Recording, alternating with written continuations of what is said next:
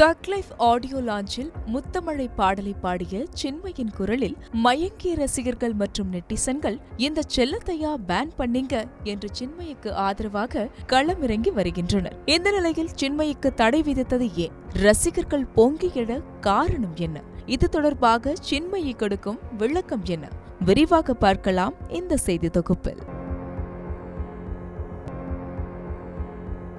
Green Park Coaching Center, All India First Rank, 720 out of 720.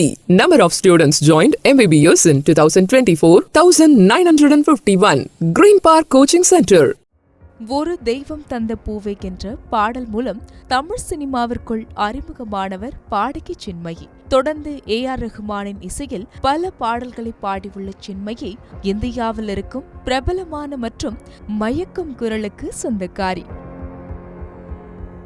குரு படத்தில் இடம்பெற்ற மையா மையா பாடலாகட்டும், சஹானா சாரல் பூத்ததோ, கிளி மாஞ்சரோ, சரசர சாரக்காத்து, அஸ்கலஸ்கு என இவரது குரலில் வெளியான பாடல்கள் இன்றளவும் ரசிகர்கள் மத்தியில் படு ஃபேவரைட்.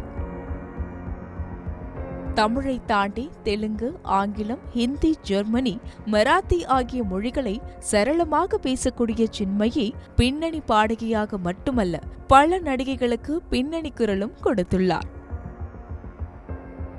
சில்லன ஒரு காதல் படத்தின் மூலம் நடிகைகளுக்கு குரல் கொடுக்க தொடங்கிய சின்மயி வாரணம் ஆயிரம் படத்தில் சமீரா ரெட்டிக்கு கொடுத்த வாய்ஸ் பா என்று சொல்ல வைக்கும். அதேபோல் விண்ணை தாண்டி வருவாயாவில் த்ரிஷாவிற்கு அவர் கொடுத்த வாய்ஸ் இன்றளவும் VTV ரசிகர்களுக்கு ஒரு பிளிஸ்.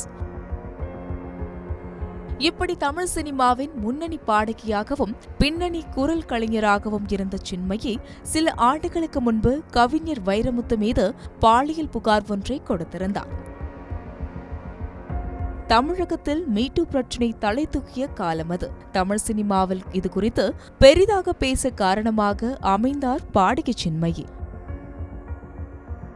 எழுத்தாளரும் பாடலாசிரியருமான வைரமுத்துவிற்கு எதிராக பாலியல் குற்றச்சாட்டுகளை சின்மயி அடுக்கிய நிலையில் சின்மயி மீது பலரும் தனிப்பட்ட தாக்குதல்களை சோசியல் மீடியாவில் தொடுத்தனர்.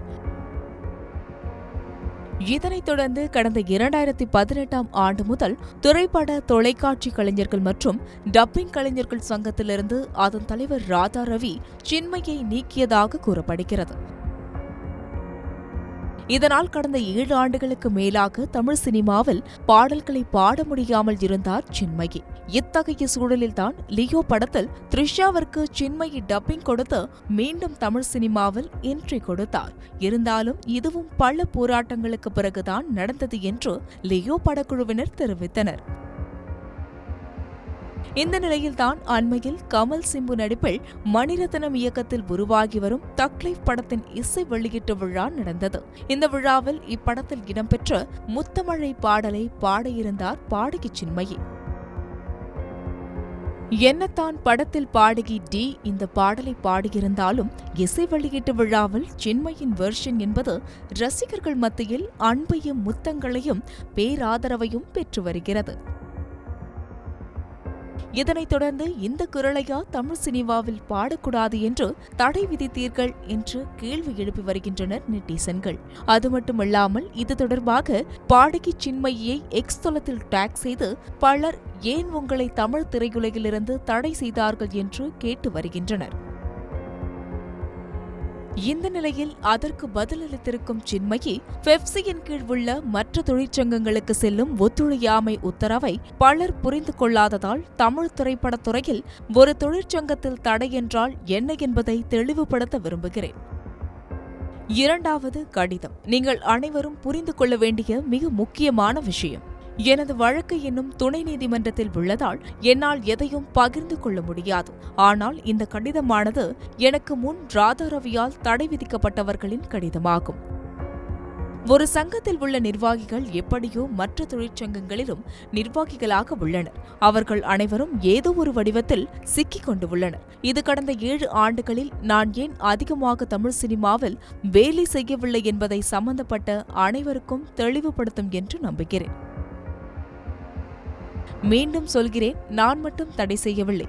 அவர்கள் அனைத்து வேலைவாய்ப்புகளையும் முற்றிலுமாக துண்டிக்க ஒரு வழியை கையாள்கின்றனர். இதனால் ஒருவர் மண்டியிடப்படுவார் என்று எதிர்பார்க்கின்றனர். உங்கள் ஆதரவு மற்றும் அன்பிற்கு நான் நன்றி உள்ளவளாக இருக்கிறேன். தற்பொழுது இசை மற்றும் கலையில் கவனம் செலுத்த விரும்புகிறேன்.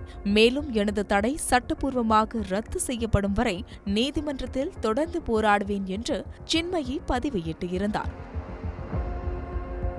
ஒரு பக்கம் சின்மயியை தடை செய்தது தொடர்பாக விவாதங்கள் நடந்தாலும் யாருடைய வெர்ஷன் சிறந்தது, சின்மயியா அல்லது டியா என விவாதமும் இணையத்தில் வைரலாகி வருகிறது.